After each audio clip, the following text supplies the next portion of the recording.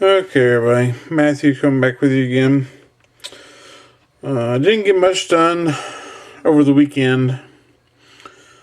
My wife works through the week and I don't, so I get all week to model.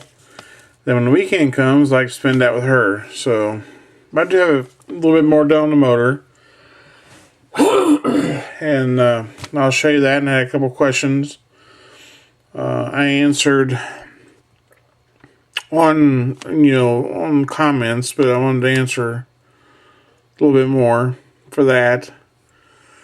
And so I'll go ahead and show you the motor progress we've got. Let me paint you down here a little bit, and then we can both see what we're doing. Just moved up some. Sorry guys, this weather's got me all messed up. So here's our motor now. We've still got some more to do to it. We've got the heater core lines ran now. We're just waiting to actually put in the vehicle to put those in. I think it just popped out and loose maybe. We've got the distributor and got it wired. I went with the white distributor, then black washed distributor wires. Then black wash the wires, give it that kind of a dirty look. And then I've got the hot wire to the starter ran. And then the pictures, it had a wire coming from the top of the coil going into the cab. I'm not exactly sure where it goes, but it's there, so that's good enough. And then this side we have the horn put in place now. Kind of an odd place for a horn, but that's where it goes. So we ran a hot wire from the horn, just picked a spot, drilled a hole. So now we got a hot wire coming from the horn. I still have to run the cable to the throttle bracket, which is the watch part that I put on. So we still got to run that. And I still have the, which is laying here, I haven't even got it painted yet, the alternator. I've still got it to go on down here, so I have to run the wire for that. And then run it all into the firewall. Once I get that painted, go to the electrical box here. Which on this truck, for some reason, the pictures of the real truck online show the battery like right up in here. But on this model, they put the battery in the frame rails underneath the cab.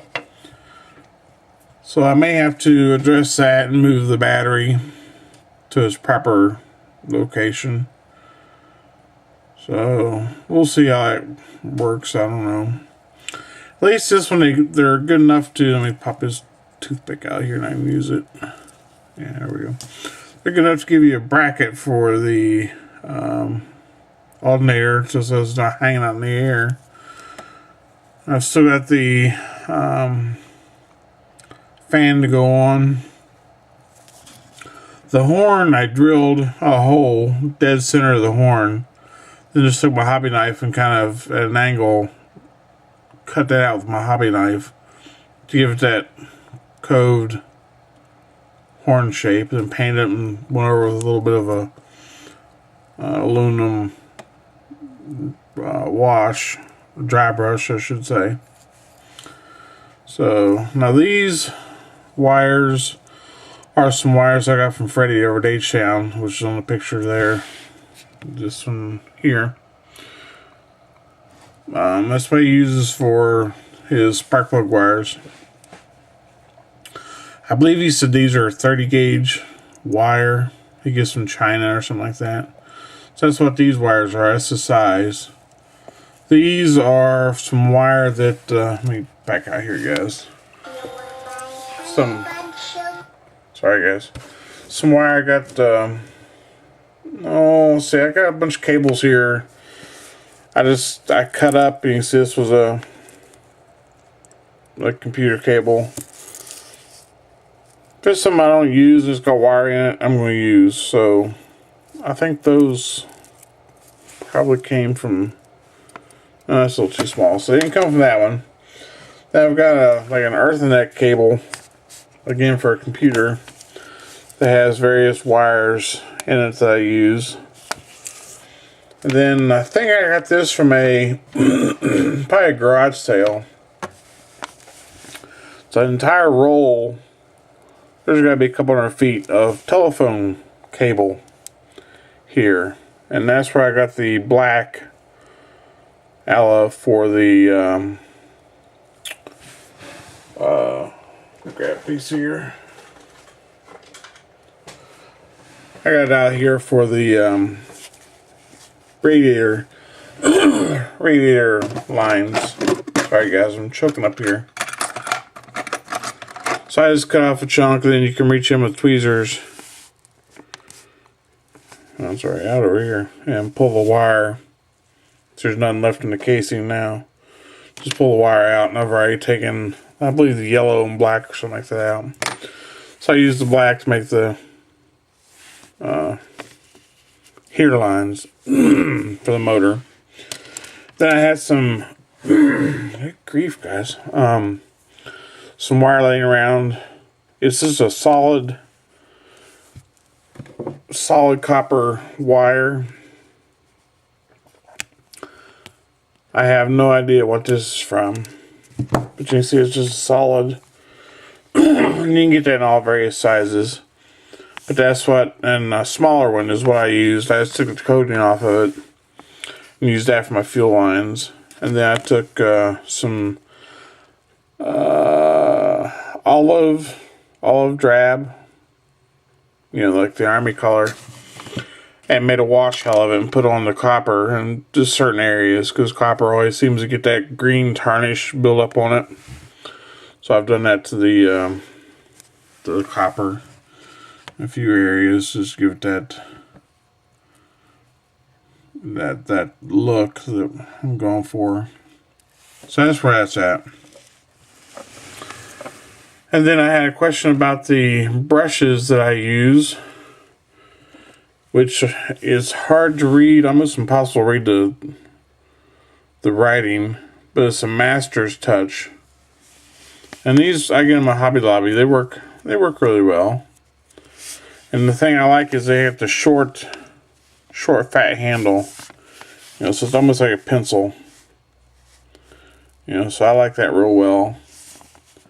And then I've also got the skinnier ones, same brand, Master Touch.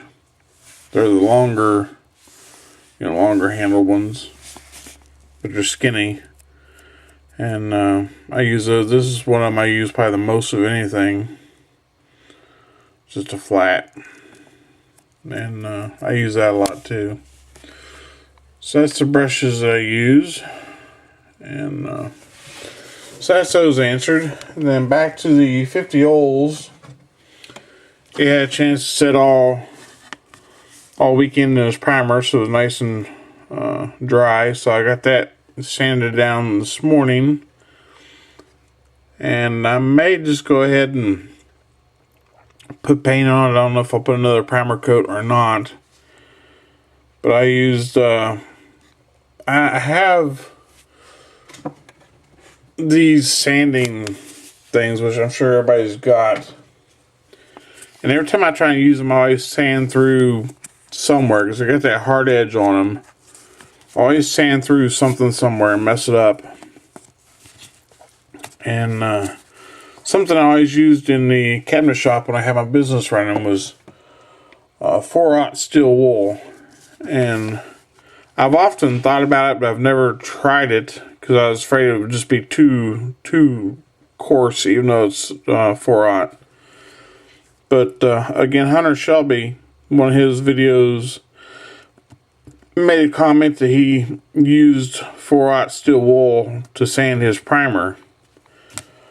And so I thought, well, I'll give it a shot.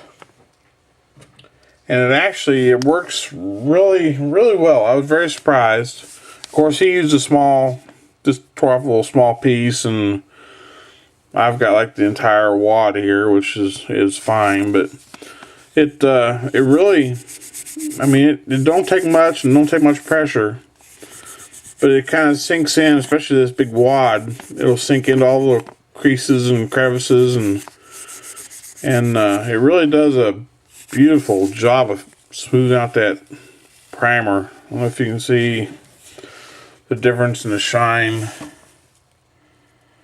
You can see on the round part.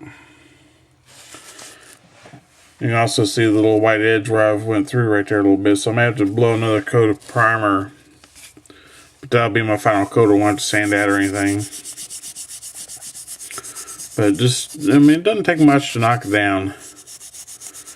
So I was very, very pleased. I've learned a lot from watching Hunter's videos. So he's a great builder. I definitely recommend his channel. If anybody's not a sub to him, you know, please go check him out, and if you like what you see, sub him.